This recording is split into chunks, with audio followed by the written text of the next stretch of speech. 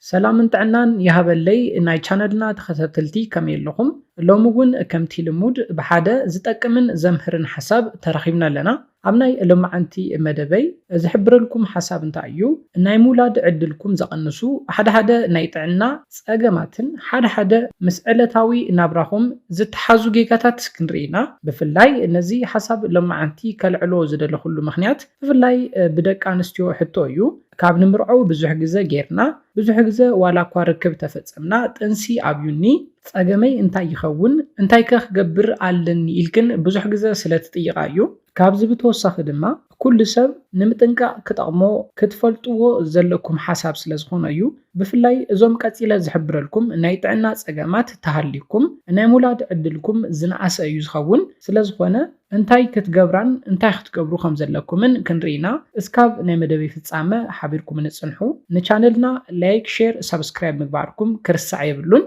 ነዚለ ናብ መደበይ ክምለስ እንተለኹ ተቀዳማይ ከልዕሎ ዝደልዮ ዕድመ እዩ እዚ ፍሉጥ ነገር እዩ ብፍላይ ኣብ ደቂ ኣንስትዮ ዕድመ እንዳወሰኸ ብዝኸደ ቁፅሪ ናይ ምጥናስ ዕድል ክንውን እንዳቀነሰ እዩ ዝኸይድ ሓንቲ ጓል ኣንስተይቲ ኣብ 20ታት ዕድመ እንዳሃለወትን ኣብ 30ታት ዕድመ እንዳሃለወትን ዘለዋ ናይ ምጥናስ ዕድል ዝተፈላለየ እዩ ሰውነትክን ኣክቲቭ ዝኾነሉ ናይ እንቋቁሖ ምህርትክን ዝውስኸሉ ዕድመ ኣብ 20ታት እንዳሃለኽን እንትኾን ኣብዚ ድማ ጥንሲ ናይ መሓዝ ዕድልክን ናይ ሙላድ ዕድልክን ልዑል እዩ ኮይኑ ግና ኣብ 30ታት ምስኣተኽን ከምኡውን 30ታት ወዲእኽን ናብ 4ታት ክትኣትዋ እንተለኽን ብተፈጥሮ ናይ ምጥናስ ዕድልክን እውን እንዳቀነሰ እዩ ዝኸይድ ስለዝኾነ ደቂ ኣንስትዮ ዕድመ ናይ ምጥናስ ናይ ሙላድ ዕድልክን ስለዘቕንሶ ብዝኻልክኖ ዓቕሚ ብግዘ ኣብ 20ታት ንኽትወልዳ ክትሙክራ ኣለክን ኣብ መበል ካልኣይ ንሪኦ ድማ ኣብ ማህፀን ከባቢ ዘለው ፀገማት እዮም ከምኒ ናይ ማህፀን ፅኪ ናይ ማህፀን ኢንፌክሽን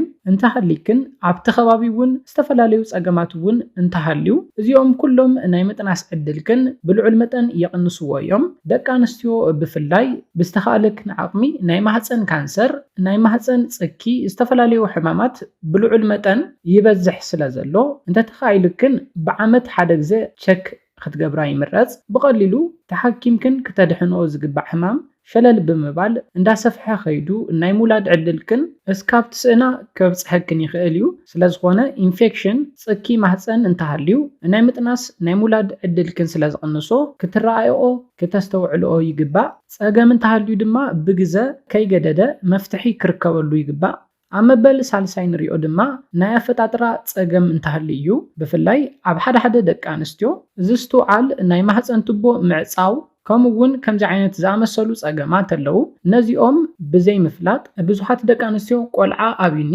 ክጠንስ ኣይከኣልኩን እንዳበልክን ብዙሕ ዘይኮነ ነገራት ክትሙክራ ይረኣዩ ድሓር ድማ ብምርመራ ክረኣይ እንተሎ ናይ ማህፀን ቱቦ ተዓፅዩ ይርከብ ስለዝኾነ ከምዚ ዓይነት ምስ ኣፈጣጥራ ተታሒዞም ዝርከቡ ፀገማት እንተሃሊክን ናይ ምጥናስ ዕድልክን እውን ንኽቅንስ ልዑል እጃም ዘለዎ ስለዝኾነ ነዚ እውን ክተስተውዕልኦ ተመርሚርክን ክትፈልጥኦ ኣለክን ኣብ መበል ሳልሳይ ንሪኦ ድማ ናይ ጉርንጉሪት ሆርሞን ምዝባዕ እዩ እዚ እውን ሕዚ ኣብ ብዙሓት ደቂ ኣንስትዮ እንዳተስተውዕለ ይርከብ ናይ ጉርንጉሪት ሆርሞን ምዝባዕ ኣብ ዝተፈላለየ ግዜ ኣብ ሰውነት ዝተፈላለዩ ፀገማት የምፅእ እዩ ካብዚኦም ድማ እቲ ሓደ ናይ ጥንሲ ዕድል ምቕናስ እዩ ምክንያቱ ድማ ናይ እንቋቁሖ ምህርትክን እንዳቀነሰ ንክኸይድ ይገብር ስለዝኾነ ናይዚ ሆርሞን ምዝባዕ ከይህሉ እውን ተመርሚርክን ክትፈልጣ ብግዜ እውን መፍትሒ ክናደየሉ ይግባእ ኣብ መበል ራብዓይ ንሪኦ ድማ ናይ ተወዲ ናይ ዘርኢ ፍረ ወይ ድማ ስፐርም ምቕናስ እንተሃልዩ እዩ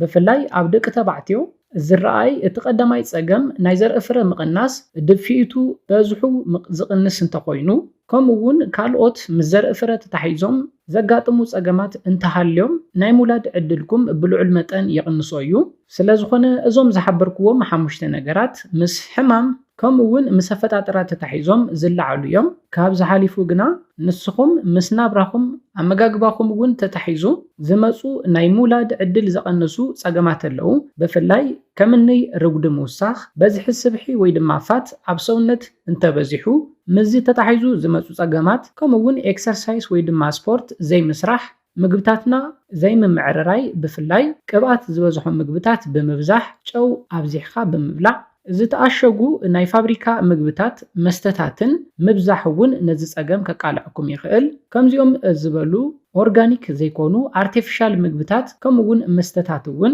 ተብዝሑን ተኮይንኩም ኣብ ጥዕናኹም ካብ ዘምጽእዎ ጸገማት ብተወሳኺ ኣብ ናይ ምውላድ ዕድልኩም እውን ልዑል ጉድኣት የብጽሑ እዮም። ስለዝኾነ ቅርጺ ሰውነትኩም ብዝግባእ ምሕላው ስትረስ ወይ ድማ ጭንቀት እንተሃልይኩም ብምቕናስ ከምኡውን ቦዲ ማስ ኢንዴክስኹም ምምዕርራይ ኣገዳሲ እዩ። ቦዲ ማስ ኢንዴክስ ማለት እንታይ ማለት እዩ ክትብሉ ትኽእሉ። ዘለኩም ቁመትን ክህልወኩም ዝግባእ ክብደት ሰውነትን ምምዕርራይ ማለት እዩ ቦዲ ማስ ኢንዴክስ። እዚ ብፍላይ ናብ ዘይተደለየ ርጉዲ ከይትኣቱ ትቆጻጸሩሉ ሜላ እዩ። ቦዲ ማስ ኢንዴክስ ደኣ ከመይ ጌርና ክንፈልጦ ካልኩሌት ክንገብሮ ንኽእል ክትብሉ ትኽእሉ። ነዚ ንምርካብ ፈለማ ዘለኩም ቁመት ብሜትሮ ዓቂንኩም ክትፈልጡ ኣለኩም። ነዚ ምስ ፈለጥኩም ድማ ስኩዌር ትገብርዎ።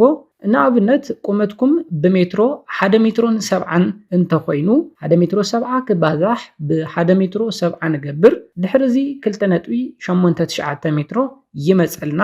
ድሕሪዚ ዘለኩም ኪሎ ትምዘንዎ።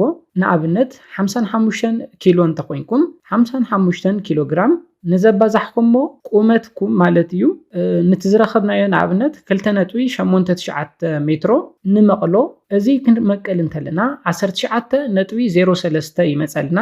ድሕሪዚ ትሕቲ ኪሎ ዲና ኖርማል ዲና ዋላስ ልዕሊ ዓቐን ረጉድና ኢና ዝብል ነገር ቸክ ንገብር። ነዚ ንምፍላጥ ድማ ዝተቐመጠ መስፈርት ኣሎ። እዚ ድማ አንደር ዌይት ወይ ድማ ትሕቲ ኪሎ ዝበሃል እቲ ካልኩሌት ገርና ነምጽኦ ቁጽሪ ትሕቲ 18.9 እንተኮይኑ እዩ። ኖርማል ዌይት ወይ ድማ ስሩዕ ዝኾነ ርጉዲ ንብሎ ድማ 18.5 እስካብ 24.9 እንተመጺልና እዚ ኣብ ኖርማል ቁመና ከም ዘለና ንፈልጠሉ እዩ።